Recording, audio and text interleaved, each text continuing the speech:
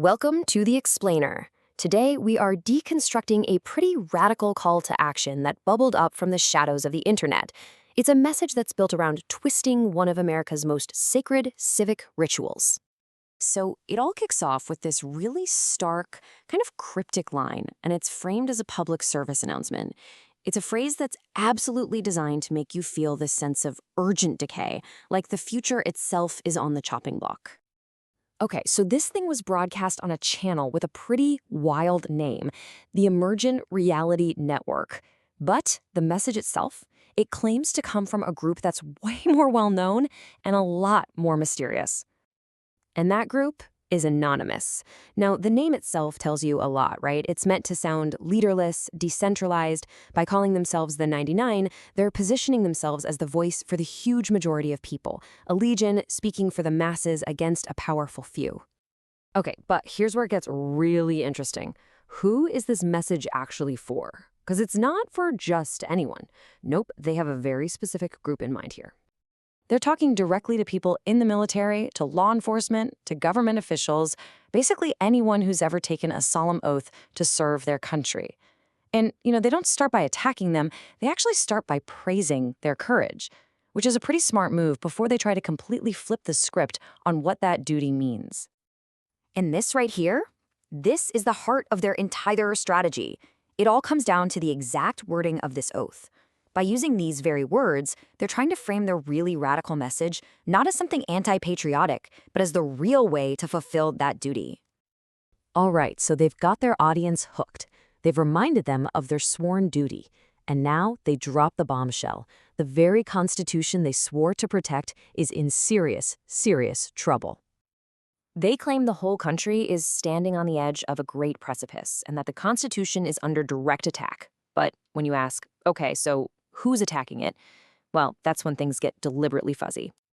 So, that's the big question, isn't it? Who exactly are these agents? Who is this enemy that these oath takers are now supposedly being called on to fight? They kind of throw out a few ideas. Could be the government, maybe it's the bankers, could even be extremists. But they never actually point a finger. Their official reason is that data is still being collected. But that ambiguity is a really powerful move. It basically creates this blank space where you, the listener, can just fill in whoever you're already angry at. And this is how they make it feel so real. This big, abstract threat to the Constitution, they tie it directly to the real-world suffering people are feeling. They're saying, look around. Millions of people are losing their jobs, their homes, their hope. That's the proof. That's the symptom of this disease that's attacking the nation.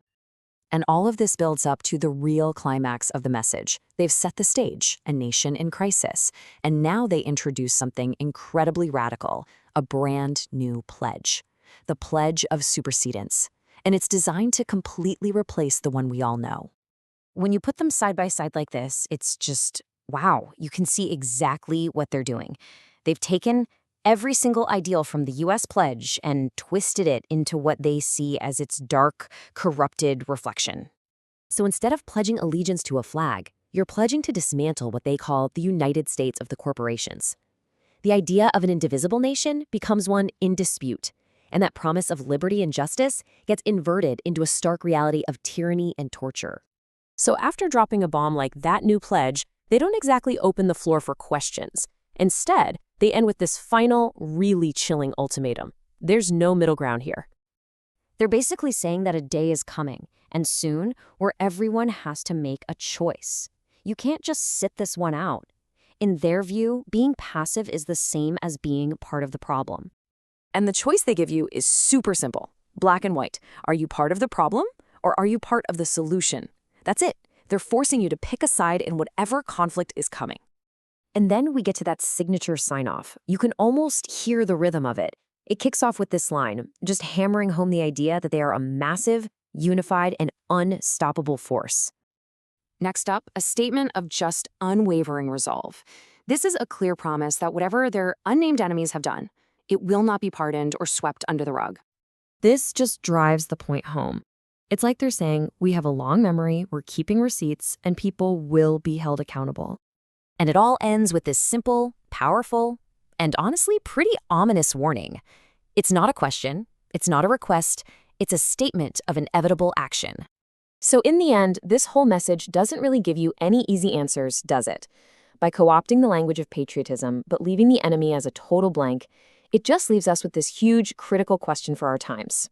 In a world with so much division, what does it really mean to defend the Constitution? And maybe more importantly, who gets to decide what the real threats actually are?